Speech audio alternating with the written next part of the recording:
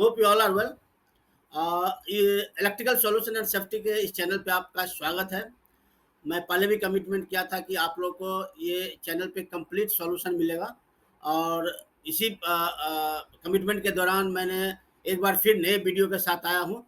Hope आप लोगों को जितने भी व्यूअर्स हैं, अदर आईटीआई टेक्नीशियन या इलेक्ट्रीशियन, वायरमैन एंड कोई भी जॉब के लिए सर्च कर रहे हैं या फ्रेशर या एक्सपीरियंस जो भी है, ये सारे वीडियो आप लोगों के लिए बहुत उपयोगी है। हम उम्मीद करते हैं कि सारे वीडियो आप लास्ट तक देखें और अगर आपको पसंद आए तो लाइक सब्सक्राइब जरूर करें, कमेंट के साथ इसमें बताएं जो आप ये वीडियो कैसे लगा। चलिए वीडियो में स्टार्ट करते हैं। ये वीडियो का जो टॉपिक है वो कुछ नया है। न्यूट्रल वायर पतला क्यों होता है, ये मैं इसलिए बोल रहा हूँ कि कभी आप 3.5 कोर की अगर वायर लेते हैं या 4 पोल के अंदर अगर आप ये चीज़ को आप डालते हैं तो इसमें आपको एक चीज़ आपको दिखता होगा। जैसे यहाँ पे देखिए, ये न्यूट्रल है, ये आपको न्यूट्रल है, ये आर है, ये वाई है और ये बी है। तो ये इस तरह का सिचुएशन क्या, ये कैसे होता है और ये कहाँ पे यूज करते हैं। अगर इस वायर को अगर इसके बराबर कर दिया जाए या मोटा कर दिया जाए तो इससे फायदा और नुकसान क्या होता है, इस टॉपिक के बारे में आज डिटेल बताऊंगा। बिकॉज न्यूट्रल एक ऐसा पाथ है जिसको आप अवॉइड नहीं कर सकते हैं और जिसको मेंटेन करना है as per the rating current को पास करने के लिए बहुत ही जरूरी है। तो इस वीडियो को मैं आज आपको डिटेल से एंड बहुत क्लियर और सिंपल भाषा में मैं इसको एक्सप्लेन करूंगा, जिससे सारे लोग आइदर टेक्निकल या नॉन टेक्निकल सारे लोग इसको समझ में, आप लोगों को समझ में आ जाएगा। तो इस वीडियो को चालू करने से पहले मेरा जो आने वाला वीडियो है, इसी पर जो वायर्स एंड केबल है, इसी को हमें जो कमिंग जो टाइम में आने वाला वीडियो है वो 3 कोर, 3.5 कोर एंड 4 कोर में केबल में क्या अंतर है और इसका उपयोग कहाँ करते हैं, इससे क्या फायदा और क्या नुकसान होगा, ये हमारे आने वाला वीडियो है। उसके बाद जो हमारा वीडियो है नॉर्मली स्टैंडर्ड वायर जो की बात करते हैं, सॉलिड वायर की बात करते हैं। तो इसमें काफ़ी लोगों को कन्फ्यूजन होता है जैसे standard wire and solid wire कहाँ कहाँ यूज करते हैं। मैं लवली प्रोफेशनल इंस्टीट्यूट गया था पंजाब, वहाँ भी इस तरह का मुझे क्वेश्चन पूछा गया और मैं समझा जिसको आप लोगों को एड्रेस करना चाहिए। तो इस वीडियो को भी मैं एक बहुत ही जल्दी में लाने वाला हूँ। उसके बाद जो आने वाला वीडियो है वो स्किन इफेक्ट, ये बहुत ही एक वायर्स एंड केबल के जानकार इंडस्ट्री के लोग इस चीज को अगर समझ गए तो मेरे समझ से वायर को एंड केबल को समझना बहुत इजी हो जाएगा। और ये बहुत ही स्पेशली एलटी लाइन में और एसटी लाइन में, ये दोनों लाइन में ये चीज जो है ना, ये बहुत इंपॉर्टेंट और एक मायने रखता है जिसको सब लोगों को समझना चाहिए। और आने वाला जो वीडियो है मैं ये बात करूँ जो कॉपर एंड एल्युमिनियम वायर में क्या अंतर है। अगर एक जगह कोई कॉपर लगाता है, कोई एल्युमिनियम लगाता है, तो करंट में क्या इफेक्ट करता है और वोल्टेज में क्या इफेक्ट करता है, ये चीज को भी मैं बहुत जल्दी बताऊंगा। और एक ही वायर को अगर मैं एसी एंड डीसी की अगर मैं बात करूंगा, एक ही वायर में अगर एसी भी जाए और डीसी में जाए तो उस दोनों में क्या इफेक्ट गिरेगा करंट के इन टर्म्स में। तो इस सारे सारे चीज को मैं बताऊंगा। और जो लास्ट में इसी वीडियो को जो आने वाला वीडियो है, जैसे आपको मैं बताऊं जो ये केबल के अंदर में जो अगर आपको बताऊं जो अवर शीथ, आर्मर एंड जो इनर शीथ एंड कंडक्टर, ये सब जो पार्ट का क्या काम है और इसको लगाने से क्या फायदा और क्या नुकसान होता है, इसको भी मैं आपको डिटेल बताऊंगा। तो अभी हम इस चीज टॉपिक को मैं आगे लेते हुए, मैं जो टॉपिक लिया था जो न्यूट्रल वायर पतला क्यों होता है, इसको समझने से पहले मैं आपको एक न्यूट्रल वायर का बेसिक फंक्शन बताता हूँ। एक्चुअली बेसिक फंक्शन क्या होता है, जो न्यूट्रल वायर काम कैसे करता है, ये अगर आप समझ गए तो शायद आपकी सारी जो जो जो जो कॉन्सेप्ट है वो क्लियर हो जाएगा। तो सबसे पहले न्यूट्रल वायर क्यों लगाते हैं। न्यूट्रल वायर एक होता है करंट रिटर्न पाथ होता है। जब भी आप एक फेज से करंट जाता है तो एक रिटर्निंग पाथ लोड से होते हुए एक न्यूट्रल जो है ना, वो रिटर्निंग पाथ सप्लाई में चला जाता है। इसके लिए हम यूज करते हैं न्यूट्रल पाथ, न्यूट्रल करंट, वो cable and complete the circuit को कंप्लीट करने के लिए आपको मालूम है आदर सिंगल फेज रहे या 3 फेज रहे, ये दोनों को सर्किट को कंप्लीट करने के लिए एक न्यूट्रल पाथ की जरूरत पड़ता है। इसीलिए हम न्यूट्रल लगाते हैं। विदाउट न्यूट्रल पाथ हम लोग या विदाउट हम लोग कंप्लीट सर्किट, विदाउट न्यूट्रल के हम लोग ये सर्किट कंप्लीट नहीं होता और आपकी सर्किट जले कम, आपकी पावर नहीं आएगी। तीसरा मैं बोलता है create a potential difference between the two nodes, मतलब ये होगा जो जितना ज्यादा पोटेंशियल डिफरेंस होगा उतना ज्यादा आपको वोल्टेज उसमें प्रोड्यूस होगा और आपकी सर्किट उतनी हेल्दी होगा।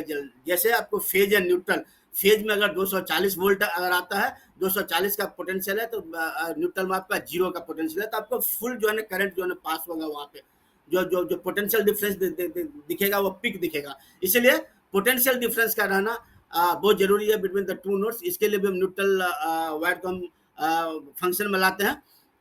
इसके बाद मैं बताऊं जो और थोड़ा मैं इस चीज को कॉन्सेप्ट को आपको क्लियर करता हूँ। ये कॉन्सेप्ट क्लियर इसलिए करता हूँ तो थ्री फेज का कनेक्शन कैसे होता है। नॉर्मली जो घर में कनेक्शन होता है, इधर आप मोटर की कनेक्शन कर दिए या स्विच बोर्ड लगा लिए या आपकी जो बल्ब है वो लगा लिए या फैन लगा लिए या एसी लगा लिए, ये इस तरह के कनेक्शन होता है। कनेक्शन क्या होता है, जो आपके पावर सप्लाई या डिस्ट्रीब्यूशन बोर्ड से आपकी ये पावर सप्लाई आ गई थ्री फेज की, और थ्री फेज में एक फेज, थ्री फेज की अगर मोटर है तो उस फेज में आपने थ्री फेज में आप एक मोटर लगा लिया, एक फेज में आपने स्विचेज लगा लिया, दूसरे फेज में आपकी वायर लगा लिया, ये बल्ब लगा लिया। इस फेज में क्या है, ये फेज आपकी बैलेंस नहीं है। तो इसी चीज को आगे बढ़ाने के लिए बैलेंस एंड अनबैलेंस की हम बात करते हैं, ये बहुत जरूरी है। ये बैलेंस एंड अनबैलेंस की बात हम इसीलिए करते हैं कि आपकी थ्री फेज की सर्किट अगर बैलेंस है, बैलेंस मतलब अगर तीनों फेज आपकी लोड अगर बराबर है, जैसे यहाँ पे दिखा रहा है 10 एम्पियर 10 एम्पियर 10 एम्पियर, ये आपकी बैलेंस लोड है। तो इस बैलेंस लोड में न्यूट्रल की जरूरत नहीं पड़ेगी, ये बैलेंस लोड में न्यूट्रल की जरूरत, इसलिए यहाँ पे इस केस में अगर ऐसा हो तो आप यहाँ पे टीपीएमसी भी लगा सकते हैं। अगर आपको तीनों लोड अगर बैलेंस दिखे, लाइक मोटर में अगर बात करेंगे तो मोटर में बैलेंस लोड आता है, तो ये यहाँ पे टीपीएमसी। बट इस केस में अनबैलेंस लोड में क्या है, यहाँ पे देखिए 20 एम्पियर वन फेज, 10 एम्पियर एक दूसरा फेज है और 10 एम्पियर एक तीसरा फेज है। तो ये हो गया अनबैलेंस सिस्टम। इस सिस्टम के लिए हम न्यूट्रल लगाते हैं। अभी क्वेश्चन ये उठता है, जो न्यूट्रल हम आधा क्यों करते हैं, ये हमारा टॉपिक था। और न्यूट्रल आधा करना चाहिए या न्यूट्रल फुल करना चाहिए, मतलब न्यूट्रल को 3.5 करना चाहिए या फेज फोर कोर में करना चाहिए, ये टॉपिक बहुत इंपॉर्टेंट है। चलिए हम आगे इस चीज को समझते हैं। ये चीज को आप समझिए, जो how current flow in the circuit, electrical system में करंट कैसे फ्लो होता है, ये आपको समझना बहुत जरूरी है। अब सिंगल फेज की हम बात करेंगे तो आपको मैंने बताया जो सिंगल फेज में आपको करंट को फ्लो होने के लिए एक फेज चाहिए जो आपका ये पाथ है, और एक न्यूट्रल चाहिए जो आपका ये पाथ है। तो ये फेज हो गया और ये आपके न्यूट्रल हो गए, ये चीज को आप समझिए। तो ये यहाँ से जीरो से अगर करंट स्टार्ट होता है तो ये यहाँ पे आपकी पीक पे चले जाते हैं। देखिए ये 1 एम्पियर, लेटेस्ट से ये 1 एम्पियर की आपकी फेज में है, तो 1 एम्पियर की आपकी न्यूट्रल में माइनस में चला गया। तो जितने फेज में जा रहे हैं उतना ये माइनस से रिटर्न हो रहा है। मतलब अगर समझिए 1 एम्पियर का यहाँ पे लिनियर अगर मैं बात करूंगा तो 1 एम्पियर यहाँ से ऊपर जा रहा है तो 1 एम्पियर आपकी वापस आ रही है, तभी आपके ये सिस्टम बैलेंस है और ये सिस्टम आपकी हेल्दी है, और ये सिस्टम से सिंगल फेज की आपकी पावर चलती है। अभी थ्री फेज की बात करते हैं, बिकॉज थ्री फेज बहुत ही क्रिटिकल सर्किट है जहाँ पे लोगों को समझना बहुत जरूरी है, बिकॉज यहाँ पे लोग टीपीएन भी लगाते हैं, यहाँ पे फोर पोल भी लगाते हैं। तो ये बैलेंस कैसे होता है, बिकॉज मैंने इस सिस्टम में जो बताया था आपको, एक फेज एंड एक न्यूट्रल रहेगा तभी आपको जलेगा, तभी आपके सिस्टम जो है ना वो चलेगी। बट मैं अगेन बात करता हूँ, जो टीपी में, अगर टीपी में बात करूंगा तो तीनों फेज होता है। सर न्यूट्रल कहाँ होता है, तो इसी चीज को मैं समझाने के लिए इस चार्ट पे मैं लेके आया हूँ। देखिए यहाँ पे एक फेज है, फेज 1, उसी में फेज 2 एंड फेज 3, इसमें मैं बात करेंगे। अगर ये टीपी का इलेक्टर से ये फोर पोल का यहाँ पे अगर टीपी रहता तो एक फेज 1, फेज 2 एंड फेज 3 की मैं यहाँ पे बात करता हूँ। तो ये 3 फेज है, ये 3 फेज में एक्ट कैसे करता है। देखिए एक साइनोसॉइडल वेव अगर ब्लैक कलर का करूँ तो ये कंप्लीट वेव की सर्किट बनती है, जहाँ पे मैंने एक प्लस और एक माइनस की बताया था। उसी टाइम में ये जो फेज 2 है ये आपकी न्यूट्रल की काम करेगी, और ये भी फेज 2 न्यूट्रल की काम करेगी। मतलब ये फेज 1 फेज की काम करेगी और ये उसी समय ये न्यूट्रल की काम करेगी, न्यूट्रल की काम करेगी। कैसे वो मैं बता, देखिए ये फेज में ये फुल करंट है, आपको 1 एम्पियर यहाँ पे दिख रहा है, बट यहाँ पे जब ये क्रॉस होगा उसी से बी में, उसी टाइम जो फेज 2 में ये आपकी आधा करंट जो है ना, ये 0.5 करंट नेगेटिव में जाता है फेज 2 से, और फिर फेज 3 से ये आधा एम्पियर ये जो करंट ये नेगेटिव में जाता है। तो आधा 0.5 और प्लस 0.5, मतलब ये माइनस 0.5, तो ये हो गया -1, -0.1, सॉरी -1। तो -1 एम्पियर, 1 एम्पियर प्लस में जा रहा था और 1 एम्पियर माइनस में जा रहा है। तो ये कंप्लीट सर्किट आपको बताता है, जो ये जब एक टाइम थ्री फेज में, एक टाइम में अगर टीपी की बात करें तो एक टाइम फेज 1 अगर वो फेज का काम करता है तो दूसरा 2 फेज आपसी न्यूट्रल की काम करती है। और ये तीनों फेज 120 डिग्री का सेपरेशन रहता है। मैं बताऊं, ये 120 डिग्री का सेपरेशन रहता है ये तीनों फेज, इसलिए यहाँ पे लिखा है फेज 0 से फेज 1 120, फिर फेज 1 से फेज 2 120, फेज 2 से फेज 3 120, ये 120 डिग्री का सेपरेशन रहता है। तो आप इस चीज को समझ गए, जो ये काम कैसे करता है थ्री फेज, कि थ्री फेज में एक फेज अगर फेज में काम करता है, बैलेंस 2 फेज उसकी न्यूट्रल में काम करेगा। चलिए व्हाट इज न्यूट्रल करंट, तभी न्यूट्रल में क्या करंट आएगा ये आप मुझे बताइए। समझिए आपको अनबैलेंस लोड में, बिकॉज हम अनबैलेंस लोड की बात करेंगे करते हैं, तो अनबैलेंस लोड में न्यूट्रल में क्या करंट आएगा, उसी हिसाब से उसकी कंडक्टर जो है ना, ये कंडक्टर में अगर बात करूंगा, ये कंडक्टर उसकी डिफाइन होती है। देखिए फेज, एक फेज, दो फेज, तीन फेज की कंडक्टर साइज वही है, बट अगर चौथा फेज की, चौथा बात की करूंगा, ये ब्लैक कलर न्यूट्रल की, उसकी साइज जो है ना वो छोटी हो जाती है। तो इसी से मालूम चलेगा अगर अनबैलेंस करंट अगर एक फेज में 20 एम्पियर है, दूसरे फेज में 9 एम्पियर है, और तीसरे फेज में अगर 5 एम्पियर में, तो एग्जैक्टली न्यूट्रल में करंट कितना होना चाहिए, इसी हिसाब से उसकी सिलेक्शन होता है। तो एक फॉर्मूला है न्यूट्रल में करंट कैसे हो जाता है, तो आई एन जो होता है, I N equal to under root I R square, मतलब आर में जो करंट है plus I Y square plus I B square, ये हो गया ये current, minus minus minus R Y